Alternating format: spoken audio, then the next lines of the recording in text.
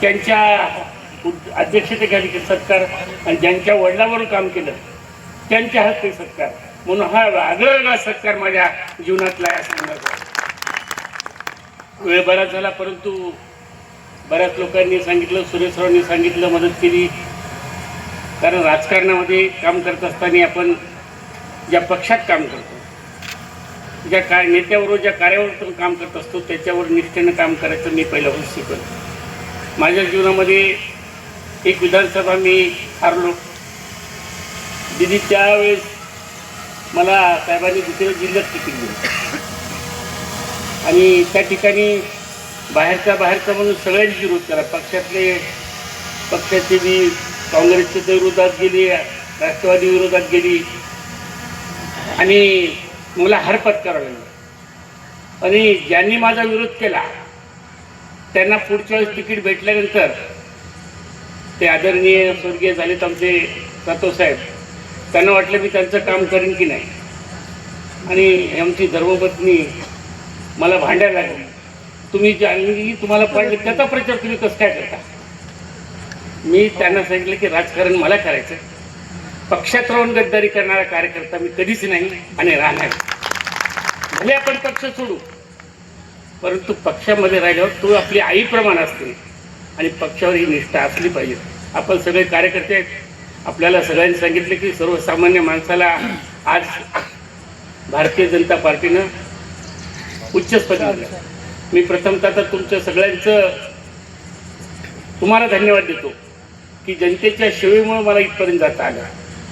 आणि आपणही सुद्धा सगळेजण या ठिकाणी उशिरा माझ्यासाठी आले, पहिल्यांदा तुम्हाला मी नमन करतो.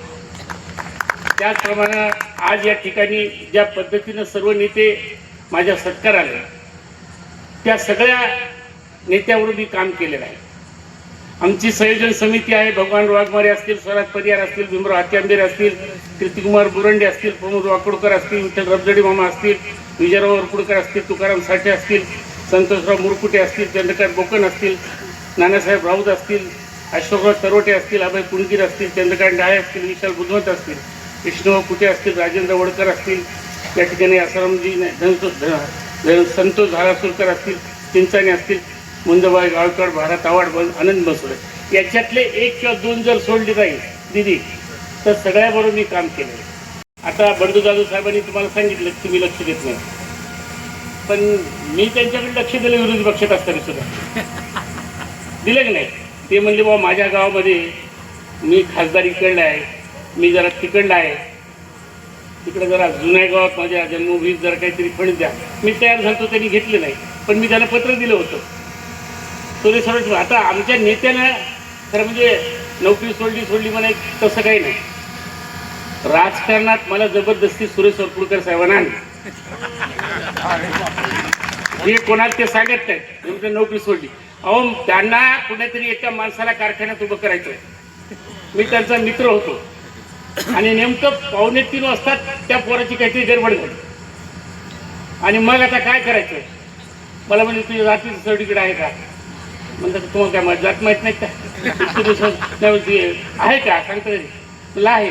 गपचूप आणायला आलं, मी नोकरी गेली तर जाऊ दे म्हणले, काय काळजी करू नको. कारखान्याचं डायरेक्टर केलं. म्हणजे मी काय असा डायरेक्ट का, मी समाजकारण होतो. मी 1986ला समाजाचा मेळावा स्टेडियममध्ये घेतला. शंकरराव चव्हाणला बोलवलं. त्या ठिकाणी 40,000 लोक आले. आमचे शंकरराव चव्हाण म्हणले काय मागणी, म्हटलं काय नाही, वायल्या दिवशी पुण्यतिथी साजरी करा. आणि एवढ्यासाठी एवढे माणसं काय करायचे, 4 माणसं आणले तरी चाललं असतं. ही सामाजिक काम करत असताना सुरेशरावनी हे मला दिलेला पहिला सुखद झटका. आणि त्या झटक्यामुळे मी राजकारणात आलो. आणि दुसऱ्या झटक्यामुळे इथं राज्यसभेचं सदस्य झालो. दुसरा झटका काय झाला, त्यांनी मला तर राजकारण शिकवलं. आणि 2:45 वाजेपर्यंत विजयराव साक्षीदार आहे. बँकेत संचालक घेतो तिथं झटका दिला. आणि तिथं झटका दिला तर मी म्हणलं आता काय खरं नाही. मी उलट उठलो की शेंडगे साहेबाशी गेलो. म्हणलं वरपुडकर साहेब मला झटका दिला, आता मला काहीतरी करा. मग पहिल्यांदा राज्यमंत्रीपद तिथं मला भेटलं. आणि त्यांच्या त्या झटक्यामुळं म्हणजे एका झटक्यामुळे राजकारणात आलो आणि दुसऱ्या झटक्यामुळं आज या राज्याच्या उच्चपदी आलो. नाहीतर काय खरं होतं. म्हणून नेता आणि त्यांच्या कुटुंबातले राजकारणामध्ये कधी असं चालत राहते, परंतु राजकारणामध्ये माणसाला सातत्य असलं पाहिजे आणि लोकांची सेवा केली पाहिजे. मी लहानपासून धार्मिक आहे. मी गीतेमध्ये शिकलो होतो की फळाची आशा नसता काम करत राहावं आणि तशा प्रकारे मी काम सुरू केलं.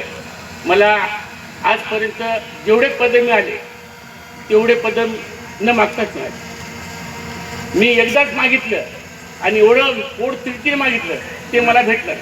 म्हणजे ज्यावेळेस मी आमदारकीला कळमनुरीत तिकीट दिलं, पवार साहेब नको म्हणलं, तिथं मला उभं केलं. पडलो बाहेरच्या बाहेर, तिथं मी घर बांधलं आणि 2009ला आपल्याशिवाय तिथं कोणी निवडून येत असा टाईट राहत होतो आणि अशी मागणी केली, नेमकं तेच भेटलं नाही.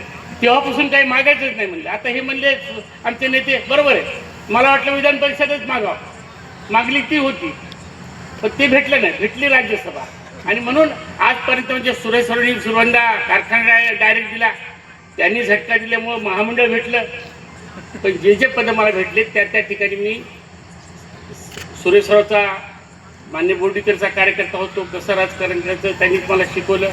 त्या महामंडळामध्ये गेल्यानंतर मी त्या ठिकाणी एका असा सत्कार होता, त्या सत्कारात मला एका आमच्या कार्यकर्त्यांनी चिमटा घेतला. म्हणजे काय तुम्ही कारण नसताना उगाच घेतलं. म्हणलं या महामंडळात तर काही नाही, ओसाडगावची पाटीलगी घेतली. म्हणलं या पाटला तेवढा दम आहे की लाथ मारत तिथं पाणी काढायचं. आणि त्या महामंडळामध्ये मी पहिल्यांदा 1978 निधी आणली आणि लोकांना वाटप केलं. त्या लोकांचं भाग्य एवढं की शेत ते सगळं कर्ज माफलं.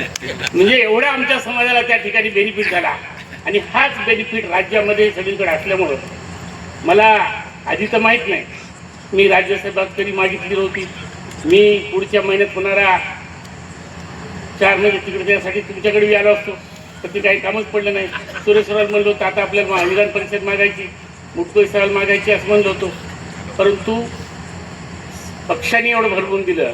आणि म्हणून मी आपल्या सगळ्यांच्या मार्फत माननीय या देशाचे नरेंद्रजी मोदी असतील, आमचे अमितजी शहा असतील, आमचे नितीनजी नवीन असतील आणि या राज्याचे लाडके आणि चाणक्य मुख्यमंत्री देवेंद्र फडणवीस, बावनकुळे साहेब, चव्हाण साहेब आणि चंद्रकांतदा यांनी माझ्यावर ही जबाबदारी दिली.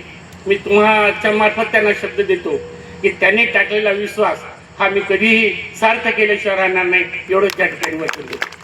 कारण शेवटी राजकारणामध्ये पद कशासाठी लागते? जनतेच्या सेवेसाठी. मला ईश्वराच्या कृपेनं त्रिधाराच्या सगळ्यांनी सांगितल्याप्रमाणे खरंच ते आहे की मी त्रिधारेचा भक्त आहे. ज्यावेळेस जात होतो त्यावेळेस काही सुद्धा नव्हतं, परंतु देव मला म्हणायचे नाही काही काळजी करू नको आणि माझ्या घरी सर्व काही आहे. हे भेटलेलं पद याच्यातून मला रुपया सुद्धा पाहिजेत नाही, हे पहिल्या दिवशी सांगितलं. मी हे फक्त जनतेसाठी या पदाचा उपयोग करीन अशाच प्रकारचं वचन आपल्याला देतो. या ठिकाणी बरेच प्रसंग माझ्यावर आले. प्रसंग येत असताना त्यांना ते सांगितलं साहेबांनी की घुसखोर वाटणं, पण कुठं काय करायचं एवढं मला समजल्यामुळं मी सक्सेस झालो. एकदा तर असा कठीण प्रसंग आला, अजितदादा होते आमचे नेते, सुरेशराव सांगितलं महानंदाला मी संचालक आणि एक 5 वर्ष झालं, दुसऱ्या वर्षी निवडणूक होती, तर अजितदादांनी सांगितलं की भुजबळ साहेबाच्या माणसाला पोलीस सूचक आणि उदक व्हायचं नाही, आपली जागा बिनविरोध काढायची असं ठरलं ताई. आणि भुजबळ साहेबांनी मला फोन केला की माझ्या माणसाला सूचक तू एक अनुमोदन दे.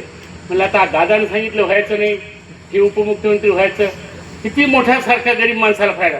आता दादाचं ऐकायचं का भुजबळ साहेबाचं ऐकायचं? मी चातुर्न हुशारीनं वरपुडकर साहेबांनी शिकवलेलं आहे बरंचसं हुशारी. हुशारीनं मी काय केलं, एक सज्जन मनुष्य होता, त्या संचालकाला म्हणलं की फॉर्म पाठवला या मुलाचा. भुजबळ साहेब म्हणले डायरेक्ट फॉर्म पाठवला, त्याच्यावर मी सही केली आणि त्या माणसाकडे अनुमोदनासाठी पाठवलं. ते मला म्हणलं दादाला सांगितलं ना आपल्याला देऊ नका म्हणून. अरे म्हणलं तिथं सांगितलं असेल, तुला माहिती नाही दादाचं जवळचं आहे. नंतर माझ्या कानात त्यांनी सांगितलं द्या म्हणून, कर सही. त्याला वाटलं मी सूचक झालो, देते अनुमोदन दिले आणि फॉर्म दाखल झाले. मी काय दादा जे शिवाजी ते नाहीत आपल्या, त्यांचे आज आठवण होते, स्मरण होते, हे शिवाजी त्याला ते म्हणले ते कुठे ते रामराव, कुठे ते रामराव. ते म्हणलं साहेब मला काहीच माहिती आहे, तुमचं नेहमी त्यांच्यावर निरोप देता. मला माहिती होतं दादा शिवाजी पुन्हा शांत होतं. झालं विड्रॉलच्या दिवशी मी गेलोच नाही. बरोबर 3 वाजून 5 मिनिटांनी गेलो. म्हणजे कुठे एकदा खायच्या शिवाय बरोबर 3 वाजून 5 मिनिटांनी गेलो. या म्हणले आता शरद पवारला सांगतो म्हणले राज्याचा कारभार तुमच्या हाती द्या. तुझं दादा काय झालं हे वाडीत मारी तुला माहित नाही का? असं चिडले. दादा झालं काय ते तर सांगा, मला सगळं माहित होता. म्हणजे ते भुजबळच्या माणसाला सूचक अनुवादक त्याचा फॉर्म ठेवायचा नव्हता. कोणता भुजबळचा मनुष्य? अहो ते नाशिकचा आहे म्हणून भुजबळ जाऊ. माझा कार्यकर्ते म्हणजे आत्ता बोलू का वापस घेऊ का? 3 वाजून 5 मिनिटं चालते. कलेक्टर काय घेत नाही मला माहित होतं. तुला आत्ता बोलवतो. असं सुद्धा माणसावर प्रसंग येत असतात त्यावेळेस आपण मोठे नेतृत्व दोघांनाही नाराज कसं नव्हता येईल त्यात सुद्धा आपण काही गोष्टी